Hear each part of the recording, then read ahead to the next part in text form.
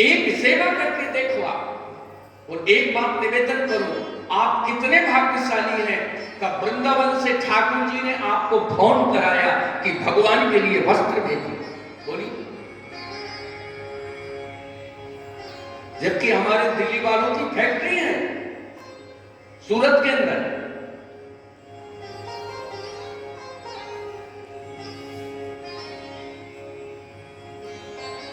तो ये कितनी प्रसन्नता का विषय है कि ठाकुर जी ने आपकी फैक्ट्री का, जहां से आप वस्त्र चयन करते हैं, बनाते हैं, उस वस्त्र को अपने श्री अंग पर धारण किया।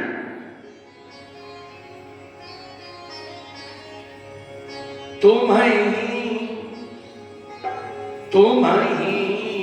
निवेदित भोजन करही, तुम्हीं निवेदित भोजन करही। प्रभु प्रसाद पट भूषण धरही, प्रभु प्रसाद पट भूषण धरही। जो भगवान को 1 इंच भी कपड़ा समर्पित करता है, उसके जीवन में कभी वस्त्रों की कमी नहीं रहती। अभी माता द्रौपदी का चरित्र आएगा, जब पांडवों का चरित्र हम स्मरण करेंगे आगे परीक्षित के जन्म के पूर्व, तब आप देखें वस्त्र की क्या महिमा है।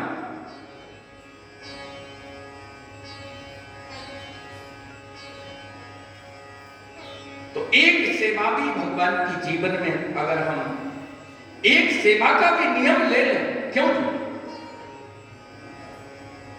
वो सेवा ही हमारे कल्याण का मार्ग प्रशस्त करती है, हमारा कल्याण करने में सामर्थ्य आता है। ये तो कथा सेवा है। वो कथा सेवा कल दास ने निवेदन किया था कि कथा की सबसे बड़ी सेवा क्या है? बोलो, ये श्रवण ही इसकी सेवा है। क्या है? श्रवण। श्रवण ही इसकी सेवा है। मंदिर में बैठे हुए ठाकुर जी की सेवा दर्शन सेवा है, और कथा पंडाल में जहां कथा हो रही है, यहां जो श्रवण कर रहा है, ये श्रवण करना ही ठाकुर जी की सेवा है।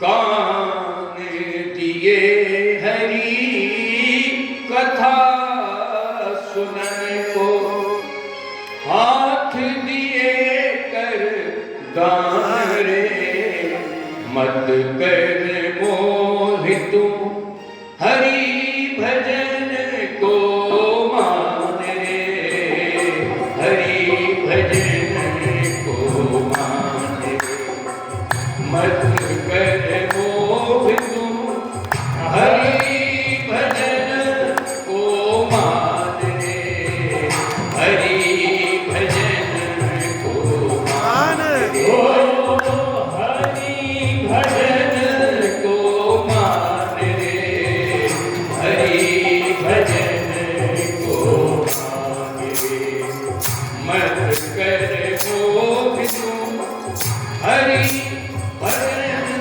को मान रे, हरि भजन को मान रे, हरि भजन को मान रे, हरि भजन को मान रे। कहत कबीर सुनो भाई साधो, कहत कबीर सुनो भाई साधो, कंचन निपजत खान रे, हरि भजन को, हरि भजन को मान रे, हरि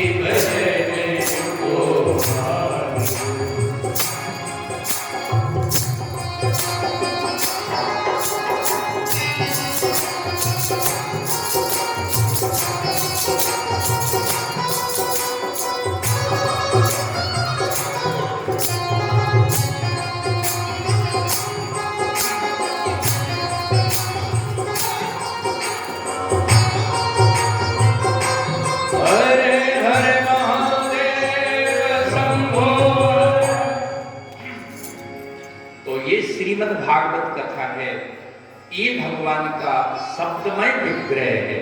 कौन सा विग्रह है? सप्तम। जैसे कल दास ने निवेदन किया था कि व्यास भी एक मूर्तिकार है। क्या है?